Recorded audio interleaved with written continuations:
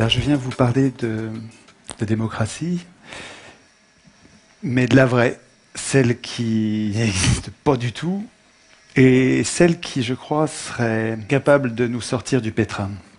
Je suis prof à Marseille et en 2005, j'ai commencé à exister. Je me suis réveillé politiquement à l'occasion d'un débat public en France, où on nous consultait sur une prétendue constitution, et en la lisant, je me suis mis en colère, j'ai trouvé que c'était dangereux. J'ai écrit un texte d'une dizaine de pages, plus de 10 pages de notes, et je l'ai publié sur mon site. J'ai envoyé ça à mes contacts, 3 fois rien, une bouteille à la mer. Et puis, il s'est passé quelque chose qui a transformé ma vie. Les gens s'en sont emparés, ça correspondait à quelque chose qui leur manquait. Et je passais des nuits, pendant des mois, j'ai passé des nuits à essayer de répondre à ces gens-là, surtout d'ailleurs ceux qui ne m'aimaient pas, en essayant de leur prouver qu'ils avaient tort, qu'ils se trompaient. Et progressivement, donc là, il y a les journaux qui s'en sont emparés, les télés, les radios, tous ces gens-là sont passés à la maison. Le compteur du site se transformait en ventilateur, il y avait 40 000 visites par jour, 12 000 mails en 2 mois. Et finalement, rétrospectivement, ensuite, je me suis aperçu que c'est le regard des autres qui était en train de me transformer, qui était en train de me donner une force inouïe. À la fois le regard des autres, positif, qui attendaient de moi quelque chose, et il fallait que je sois à la hauteur. Et puis les regards de ceux qui m'aimaient pas du tout, qui se méfiaient de moi, qui disaient que j'étais un imposteur, un bon à rien, quelqu'un qui n'était pas à sa place. Et j'avais envie de leur montrer qu'ils se trompaient. Et ça tendait le même ressort, mais donc c'était vraiment tous les regards me donnaient une énergie considérable et qui marche encore aujourd'hui, qui marche vraiment absolument aujourd'hui. Et j'ai découvert que c'est une vieille affaire, que les Athéniens appelaient ça la vergogne. Et je trouve que c'est un concept très intéressant et essentiel. Pour les Athéniens, le bon citoyen donnait de l'importance au regard des autres. Ça le poussait à la vertu. Quand les autres comptaient sur lui et le récompensaient de leur regard, ça lui donnait l'intention d'être vertueux. Et quand les autres avaient un regard réprobateur, ça les incitait à ne pas sortir, ça incite le citoyen à ne pas sortir du sentier de la vertu. Et c'est vrai que ça marche. Les gens qui ont de la vergogne sont plus vertueux que les autres. Et donc inversement, ceux qui n'ont pas de vergogne sont extrêmement dangereux, au point qu'à l'époque, vous avez des mœurs plus brutales que nous aujourd'hui. Pas obligé peut-être de les mettre à mort, mais on pourrait éviter de leur donner des responsabilités. Depuis, finalement, je me donne du mal pour... Pourquoi ?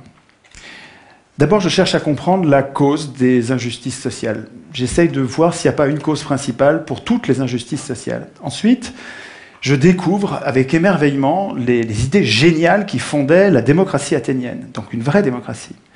Je remets plein de mots à l'endroit, des mots importants qui sont complètement mis à l'envers depuis au moins 200 ans. Et finalement, j'essaye d'imaginer...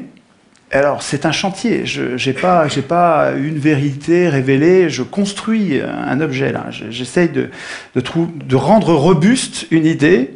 Je cherche à penser des institutions, de bonnes institutions, qui nous protégeraient tous contre les abus de pouvoir.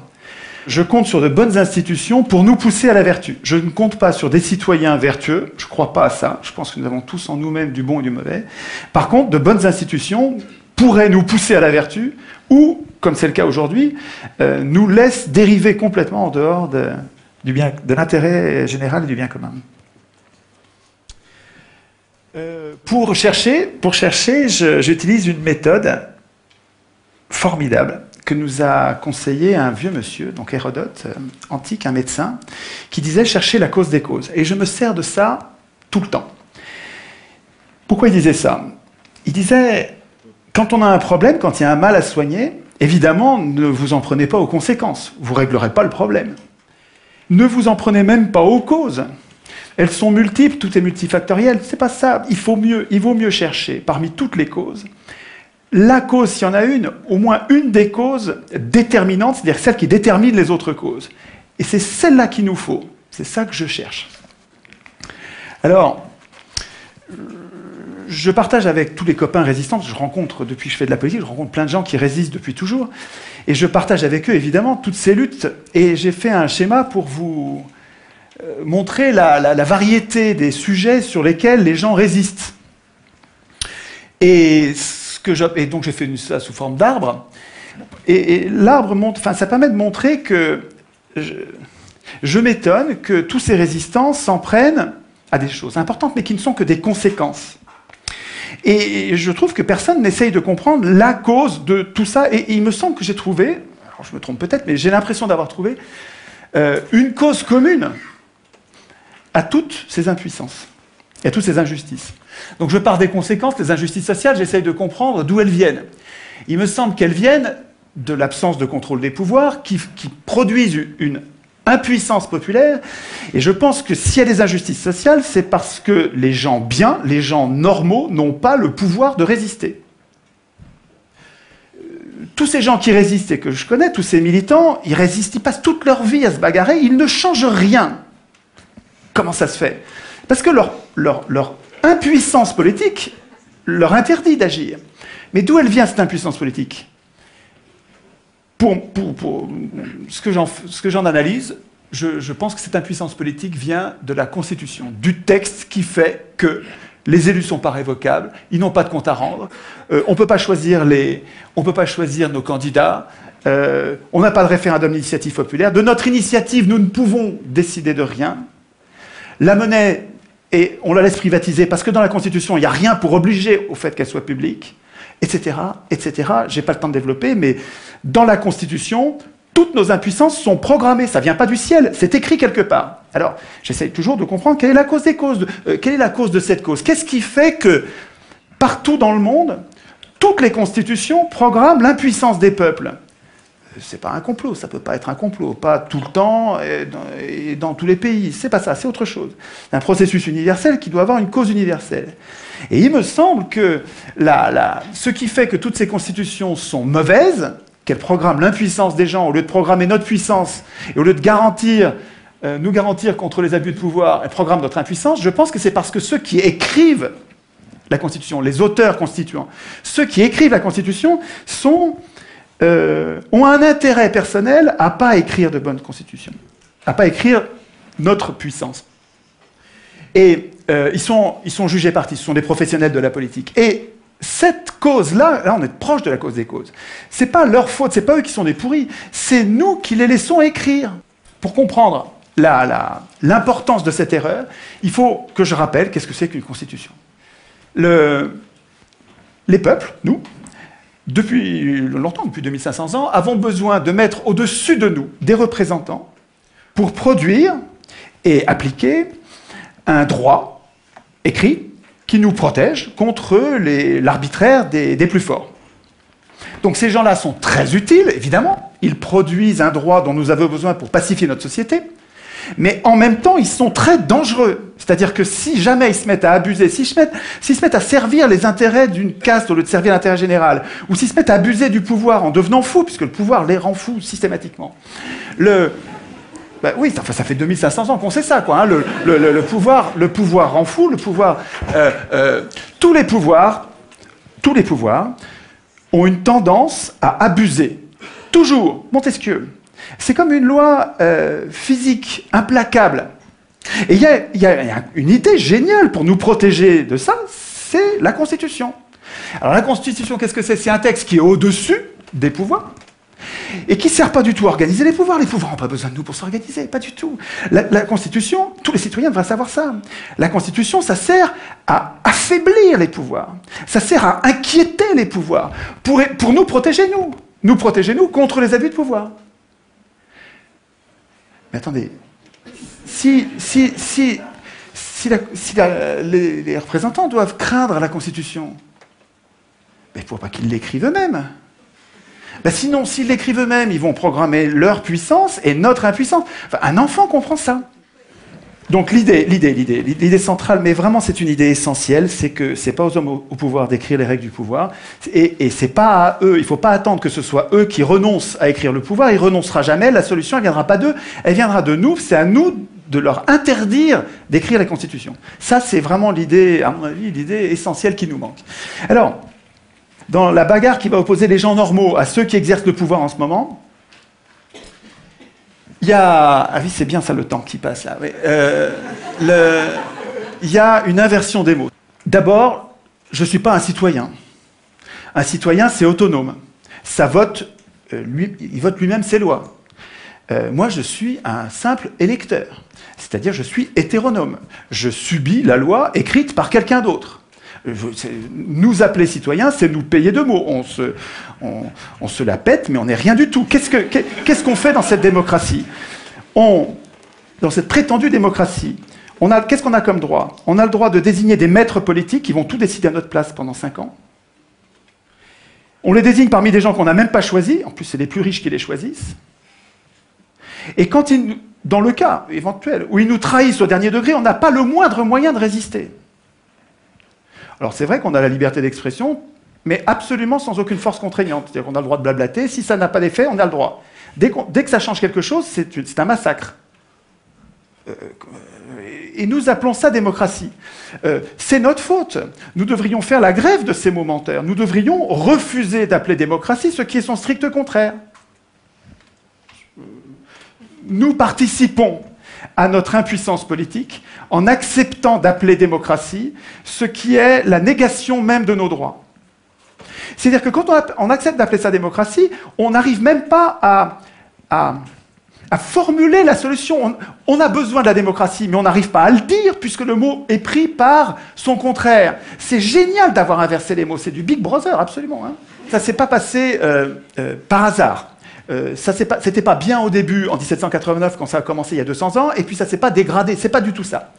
Sieyès, un grand penseur de la Révolution française, une pointure, hein, je ne vous parle pas d'un second couteau, écrivait en 1789 « Les citoyens », ouvrez les guillemets, hein, c'est Sieyès qui parle, « Les citoyens qui se donnent à eux-mêmes des représentants ne peuvent pas écrire le droit, ne peuvent pas du tout, doivent renoncer à faire eux-mêmes les lois. Ils n'ont pas de volonté particulière à imposer. S'ils dictaient des volontés, la France ne serait plus cet État représentatif, ce serait un État démocratique. Le peuple, c'est toujours du Sieyès, hein, le peuple, je le répète, dans un pays qui n'est pas une démocratie, et la France ne saurait l'être, le peuple ne peut parler, et ne peut agir que par ses représentants. Attends, ce gars-là n'était pas un démocrate. Et il savait très bien ce que c'était la démocratie. Vous allez le voir dans un instant. Tout le monde savait, avant 1789, tout le monde savait, Montesquieu, Aristote, ils savaient tous que l'élection est aristocratique, donc oligarchique. Aristote le disait explicitement, je vous passe la citation. Montesquieu le disait aussi explicitement, je vous passe la citation. Vous irez sur le net pour chercher, il faut que j'aille du temps. Je voudrais insister, ça c'est super important. Il y a 2 choses très importantes. Pendant 200 ans de tirage au sort à Athènes, où il y avait des riches et des pauvres. Ok, je sais qu'ils avaient mis de côté les esclaves, je sais qu'ils mettaient de côté les femmes. Je ne vous parle pas de ça, je vous parle des citoyens. Les citoyens de l'époque, il y avait des riches et des pauvres. Pendant 200 ans de tirage au sort, c'est les pauvres qui ont dirigé toujours. Toujours.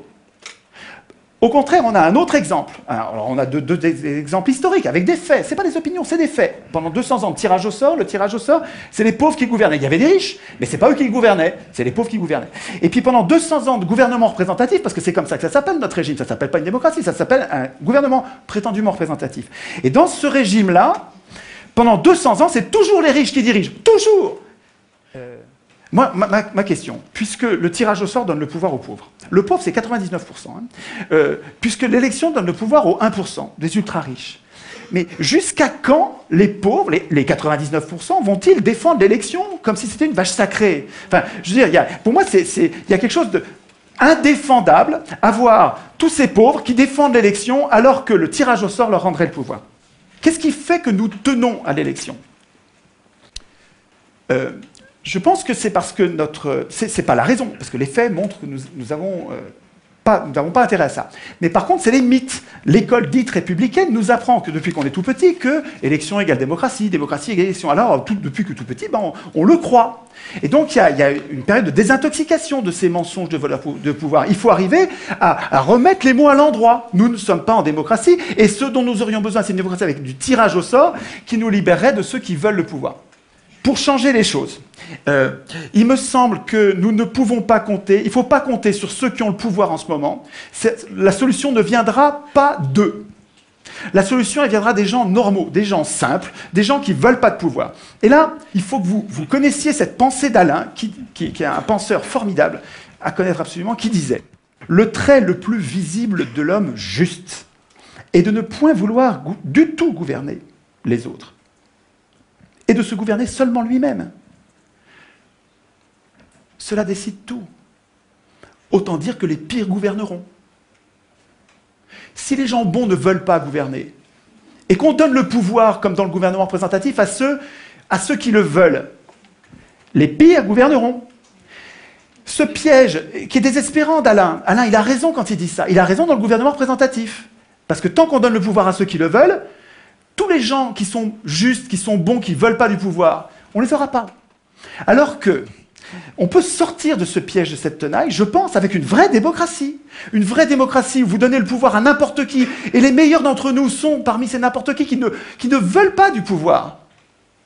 C'est la démocratie qu'il nous faut. Mais c'est à nous de le vouloir. Il ne faut pas attendre que nos élus le veuillent. Ils ne le voudront jamais. Les élus, ils ne veulent pas la démocratie. Ça les foutrait au chômage, la démocratie. Le tirage au sort, à Athènes, il donnait un tout petit peu de pouvoir, pas longtemps, et jamais 2 fois de suite, avec plein de contrôles qu'il faudrait prendre le temps d'expliquer, ce qui fait que les Athéniens, ils donnaient ce petit peu de pouvoir pour le garder pour eux. Ce n'est pas les tirés au sort qui votaient la loi. Les tirés au sort, ils faisaient la police, ils faisaient la justice, donc ils appliquaient les lois, ils faisaient les préparations des lois, parce que les Athéniens, en assemblée, ils ne pouvaient pas préparer les lois. Et parce que les représentants étaient affaiblis par le tirage au sort,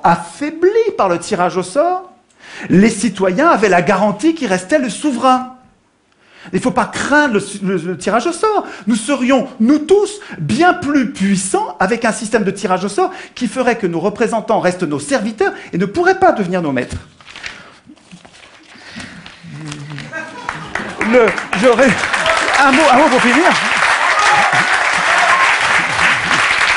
Juste un mot. Je suis désolé, allez sur le message.org qui a été fait par l'un d'entre vous.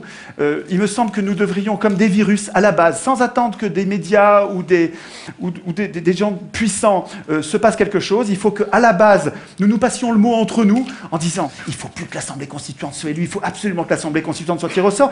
De là, tout va découler. Je pense que cette idée est valable pour toute la Terre. Je vous remercie de votre attention.